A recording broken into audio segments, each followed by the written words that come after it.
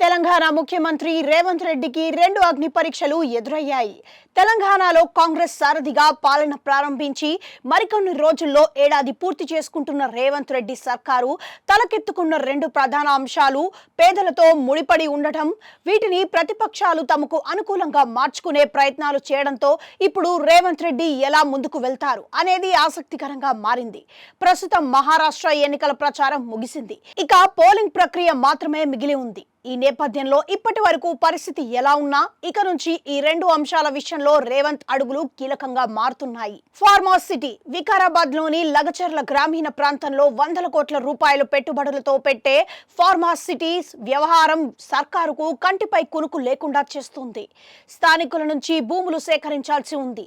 ఈ క్రమంలో జరిగిన కలెక్టర్ పై దాడి ఒకవైపు రాజకీయ రచ్చ చర్చగా మారగా, మరోవైపు ఈ కేసులో దళితులను అరెస్టు చేసి జైల్లో పెట్టడం, లాఠీ చార్జ్ చేయడం వంటివి జాతీయ స్థాయిలో చర్చకు వచ్చాయి.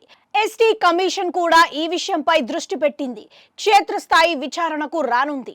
ఇంకోవైపు బీఆర్ఎస్ నాయకులు దీనిని తమకు అవకాశంగా అందిపుచ్చుకున్నారు. దీంతో ఈ ఫార్మాసిటీ వ్యవహారాన్ని కాదనలేని అవునలేని పరిస్థితి ఏర్పడింది.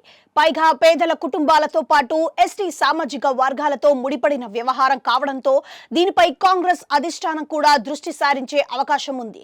ఈ క్రమంలో పారిశ్రామికంగా వేసే అడుగులు, సీఎం రేవంత్ రెడ్డి తీసుకునే నిర్ణయం వంటివి ఇప్పుడు రాజకీయంగా ఎలాంటి మలుపులు తిప్పుతుందో చూడాలి. ఈ వ్యవహారాన్ని బట్టే భవిష్యత్తులో పరిశ్రమలు వచ్చేందుకు వీలుంది. మూసీ ప్రక్షాళన విషయం మరో రాజకీయ రచ్చగా మారింది.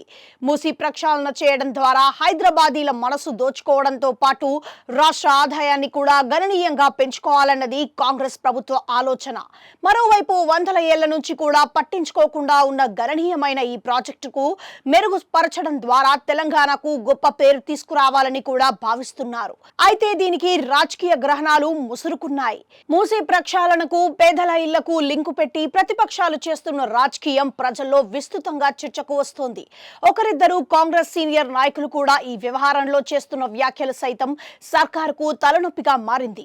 మరోవైపు మూసీని ప్రక్షాళన చేసే తీరుమాని రేవంత్ లో చెబుతున్నా దీనికి సంబంధించి అనేక చిక్కుముళ్లను ఆయన ఎలా ఛేదిస్తారన్నది చూడాలి. ఎలా చూసుకున్నా ఈ రెండు సీఎం రేవంత్ రెడ్డి రాజకీయ చతురతకు, పాలనకు కూడా అగ్ని పరీక్షలుగా మారాయన్నది రాజకీయ వర్గాలలో జరుగుతున్న చర్చ.